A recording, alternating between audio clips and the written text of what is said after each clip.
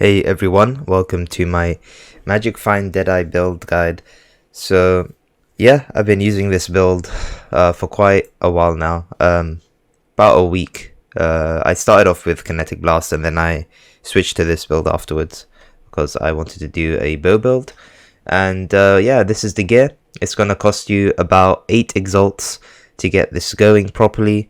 There's some things that I'm going to talk about, the links just now and the gear, whether you can change things out and all that. So yeah, if you have any questions, make sure you leave in the comments. I will answer them. But other than that, let's get ahead. So first of all, why Barrage is on a 5 link. This was mainly because I didn't want to spend this much on this build. I was using this build to farm me currency, and it actually farmed me quite a bit of currency, surprisingly.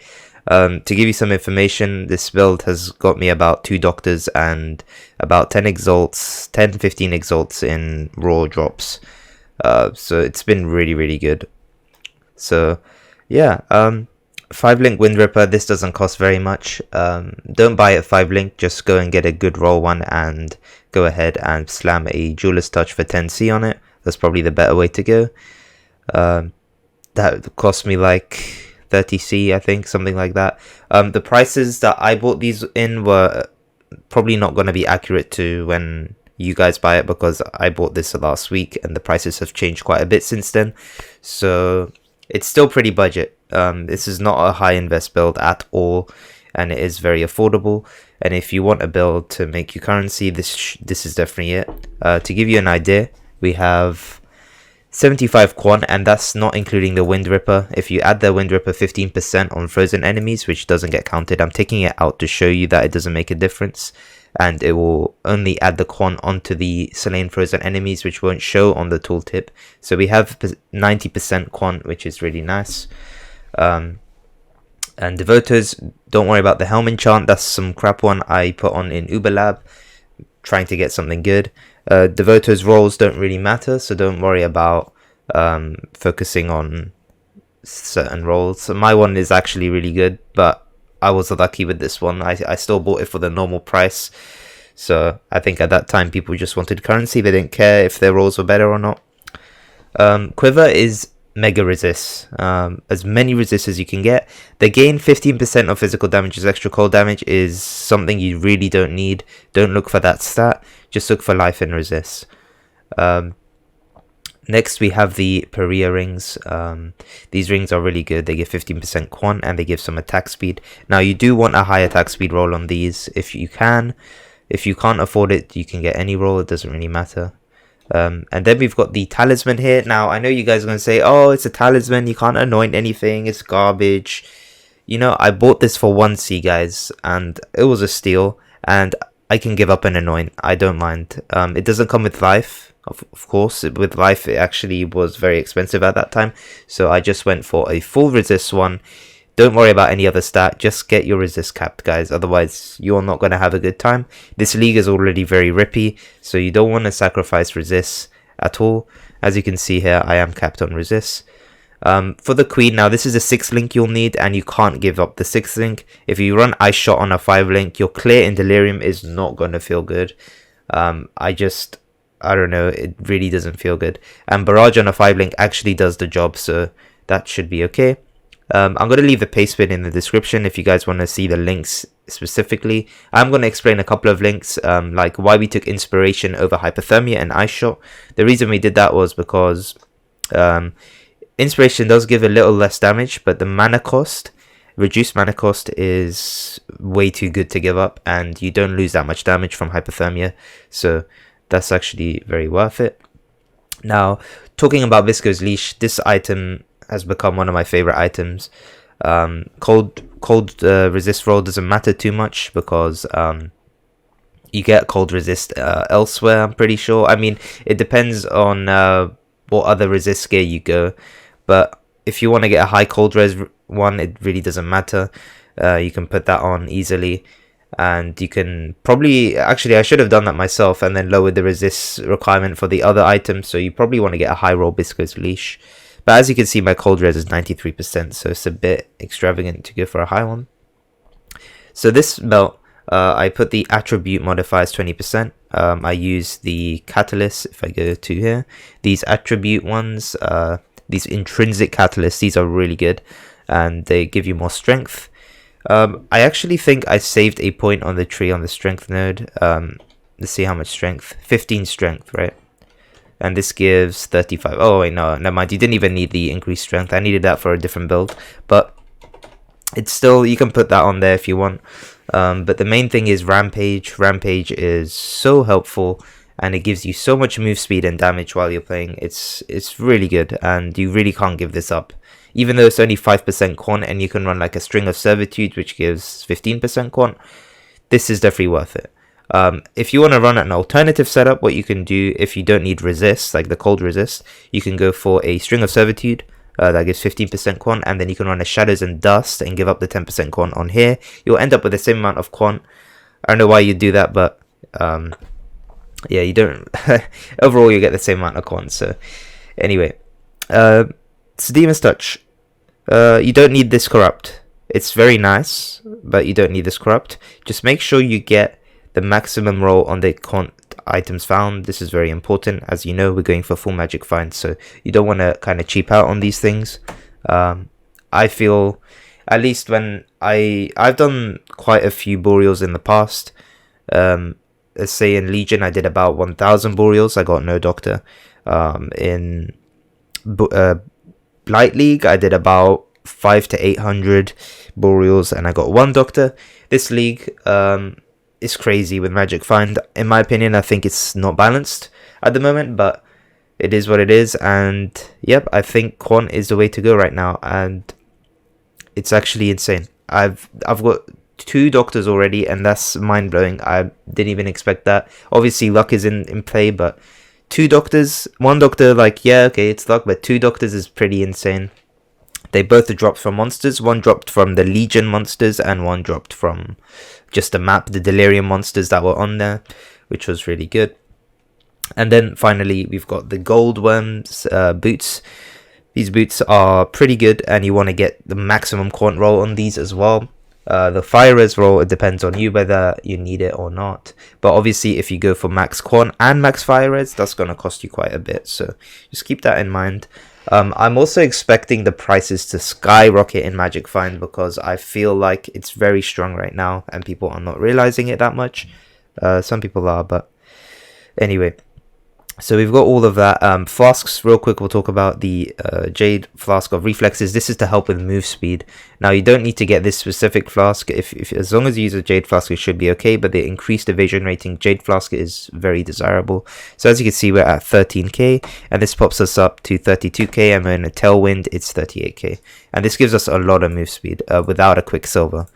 And then the Quicksilver of Adrenaline on top makes us very, very fast. This the idea of this build was speed farming and doing enough damage to clear low tier content. If you want a video on how to sustain Boreals, make sure you go ahead and click the link in the description. I have a video to that. I've already done how to sustain a map, and there is a low tier Boreals I demonstrate in the video, so it's pretty good. Life Flask, we go for an instant recovery, freeze and chill. This cost me 1C, so that's pretty good. Diamond Flask, we got an anti-bleed. Now a crit chance Diamond Flask would have been nice, but you know, it's not really worth it in my opinion, and you need the anti-bleed. So, and then we got the Adziri's Promise for some extra damage. Now you're probably thinking, where's your Silver Flask? We go on the tree and we take Graceful Assault. This actually helps free up a flask slot.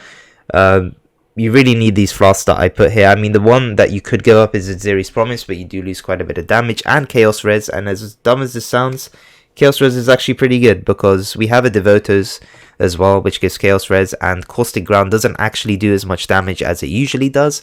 If you ditch Chaos Res, then you're going to insta-die to the some Desecrated Ground that spawns on maps.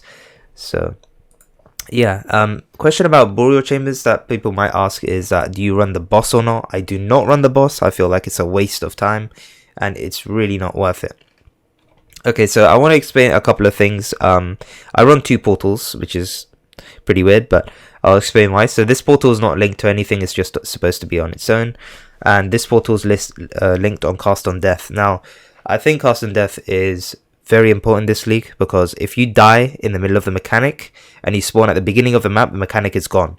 But if you die and the portal's down and you enter the map, the mechanic still carries on. So you don't want to lose out on your rewards but just because you died. So I think this is absolutely essential, and with this build, if you're not focusing, you can easily die. There's so many things that can kill you in this league, and there's a lot of manual dodging you have to do, so keep that in mind. You do have to be kind of a skilled player if you want to stay alive most of the time, but just in case something bad happens or something stupid happens, just keep a cast on death on there so you don't get angry that you died and you don't worry about the map being completely gone. Second thing, run dash on second wind. This has been biggest blessing of this league. It allows you to dash twice, which is so good, and it recovers very quickly. In terms of mobility and dodging, this helps so much, and I can't explain how good this is. Until you guys try it, you'll see.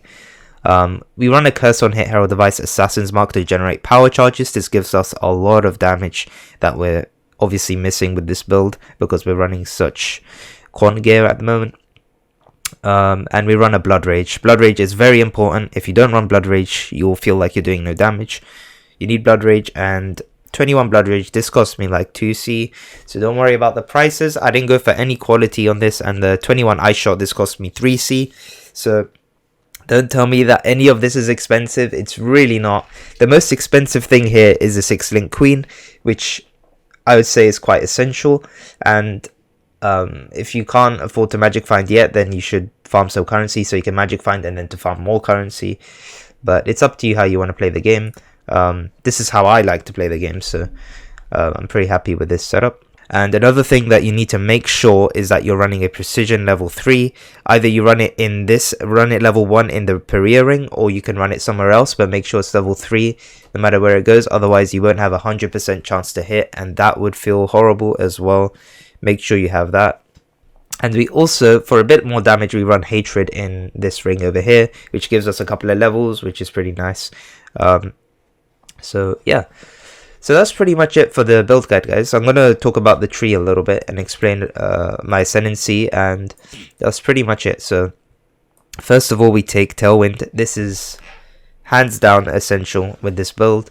The evasion rating is absolutely insane and gives you so much move speed. Fast Shot you have to take to get to the good things that we need, so we get additional projectile. This helps with barrage DPS, and it helps with an extra projectile for Ice Shot so that you can clear a bit better. And then this one, Chain, you cannot give this one up. You get, as you can see, projectiles deal 10% more damage for each remaining chain, and that's why we also run Chain Support. Even though it's not best damage in slot, it just feels absolutely amazing, so I think you should definitely use that. And for clear, it's just crazy.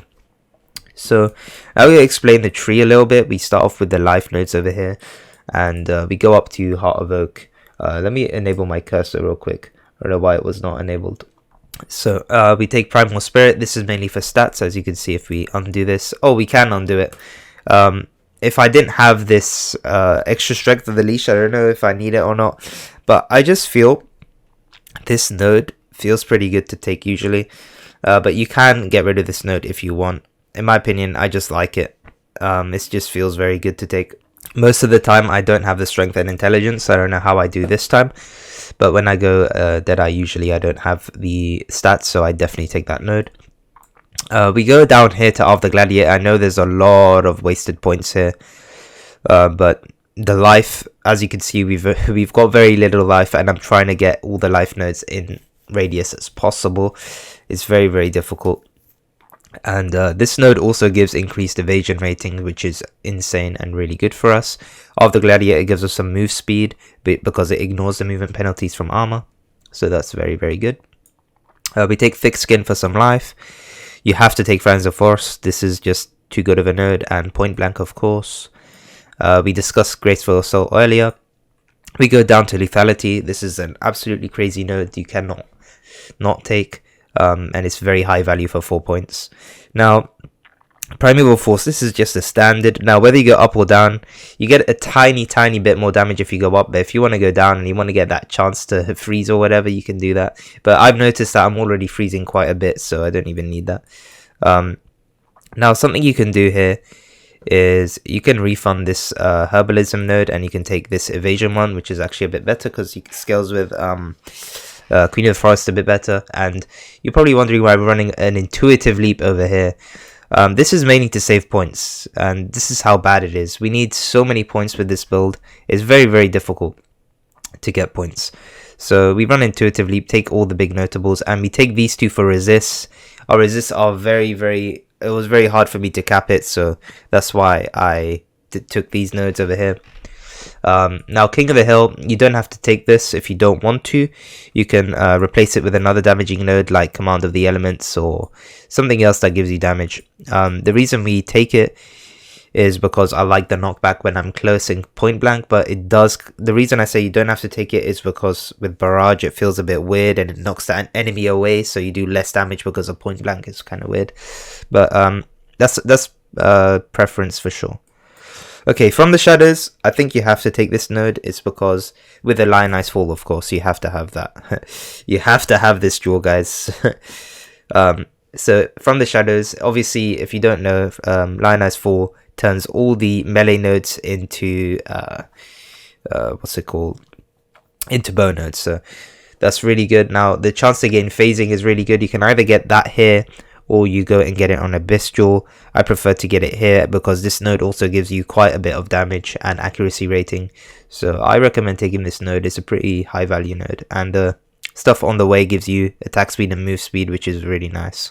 So we go up to Soul Raker. This is the standard to give you some mana and life leech that you don't have to worry about. Now we head here and we take this intelligence node. We might be able to refund it. No, we don't. We can't. So we can refund Primal, but we can't refund this one. So I might do that later. But we take Forces of Nature. This gives a huge amount of damage, and it's so value for 3 points. It's actually insane. And then we've got this Revenge of the Hunted, which gives us exactly what we want, our evasion and life. You don't have to take this mini node if you don't want to, of course, but do make sure you take the Revenge of the Hunted. And then we go up and we take this Resourcefulness and Fangs of the Viper. We take Resourcefulness for the resist, on the way, of course, not on the actual node, but this gives quite a bit of life and evasion rating and some regen, which is helpful towards Blood Rage. So you definitely want to take that.